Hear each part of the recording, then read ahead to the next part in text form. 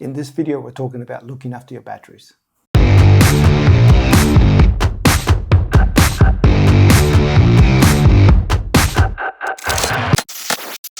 So welcome back to another video. Today I want to talk about battery management, give you some tips and show you the processes that I use to try to look after my batteries so that I extend the life cycle and also the performance of the batteries. So let's get started.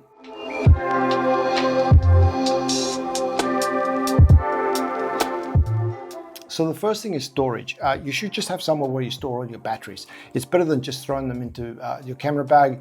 Then you can't find them, they're easy to lose. And if you're working with someone else, they're gonna struggle to bring you a battery if you ask them to do so. So, if you have somewhere where you can store them, I use pencil cases. I know you can get dedicated bags and pouches for batteries, but a pencil case does really well for me because they're big, and I can put all sorts of batteries in here. If you're using just the one system and you've only got one type of battery, maybe you can get a dedicated case. But for myself, I've got big batteries, and I've got Sony batteries, and I've got little 5D Mark IV batteries, and anyway, all sorts of batteries in here. So find somewhere where you're going to store them and just put them all in there.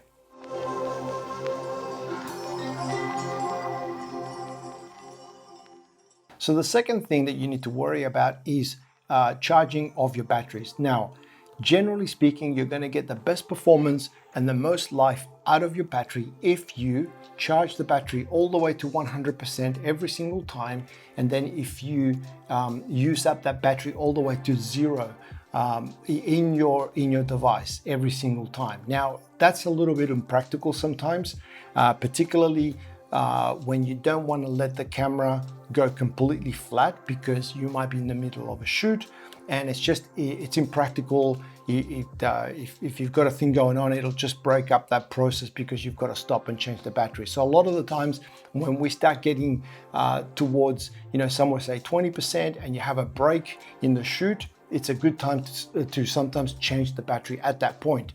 The problem with that is that some batteries can develop what they call a memory effect. So a fully spent battery is when it hits 0% charge. But if you start repeatedly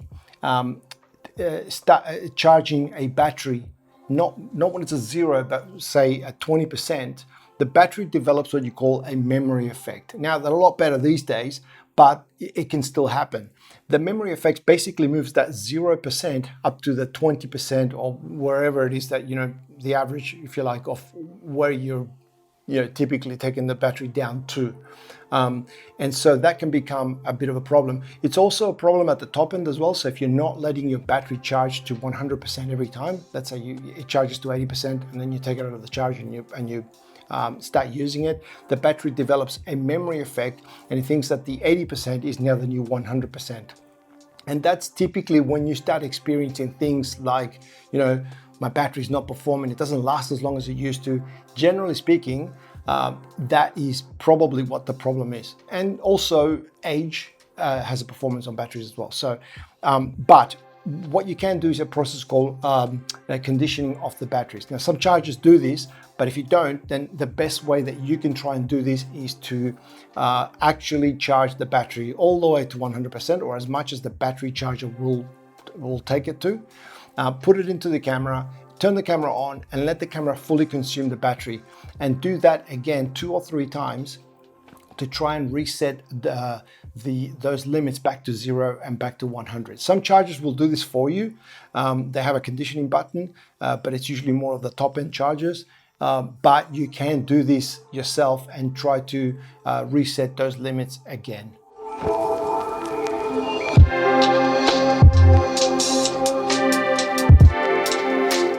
Okay, so this next point is related to that previous one where we're talking about charging and discharging, and I'll try to explain this as clearly as I can. So charging a battery and leaving it on a shelf or in a bag charged, generally speaking, if you do that for a long period of time, it's not good for the battery. The battery will start to discharge naturally the minute that you take it out of the charger. So now it will take a long time, but batteries don't like that. They don't like to lose their charge. The battery wants to be used in a camera or in a device of some sort. So if you've got a lot of batteries and you're just randomly picking batteries out of a bag, then potentially you could have one in there that just never gets picked just by random. So what I do is I number all of my batteries, and I'm not sure whether you can see that one there's got a 3 marked on there. That's got a 2 in there. And so that I make sure that all my batteries are used sequentially. So, I use number 1, followed by number 2, followed by number 3, and then goes back to number 1. I religiously follow that process. It's not so bad when you've only got 2 or 3 batteries, but for my 5D, for example, I've got something like 8 of these. So they're all labeled to make sure that all the batteries get regular usage. And that's also going to be helpful in maintaining really good battery health.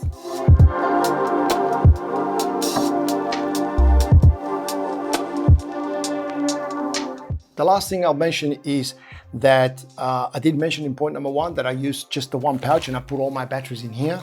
I used to have 2 pouches. I used to have a green one and a red one, where the green ones had all the charged batteries, and then the red one would have all the spent batteries. But I did find it confusing at times when I'd be in the middle of a shoot. I'd maybe be talking to someone, and then I would grab a battery, and then I would grab another battery, and then I would continue talking, and then I couldn't remember which one was charged and which one wasn't charged. So what I do now is every charged battery that goes in here has a rubber band on it. If it doesn't have a rubber band on it, it is not charged. But if it does, it just means it's charged. And that's just a really easy way to just determine which battery is charged. And you only need the 1 pouch. And it's very simple for anyone to understand that.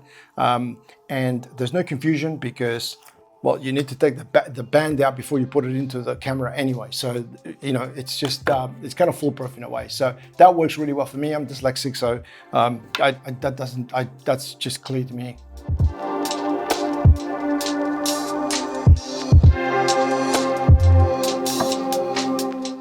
So the last thing I'll mention here is temperature. So I guess for probably 80% of the planet, this is not really going to make a difference. But in places probably such as Canada, some of the extreme sort of northern part of the hemisphere, as well as the southern part of the hemisphere, where it gets quite cold, the performance of your battery is it's just not going to perform as well when the battery is cold. In a cold environment, it just doesn't do well. So that's the other reason why I keep them all in a pouch. And then also try to maybe before you use the battery, if you are going to be in a cold environment, I usually grab the 2 or 3 batteries and I put them in my jacket or in my pockets and so forth to try and grab some of that body heat. It's definitely going to improve the performance by a lot. So that's definitely worth remembering and doing that yourself.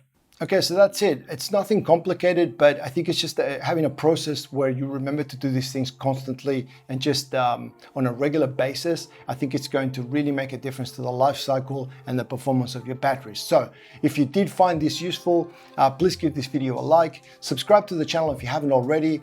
Thank you very much for watching, and I will see you in the next video.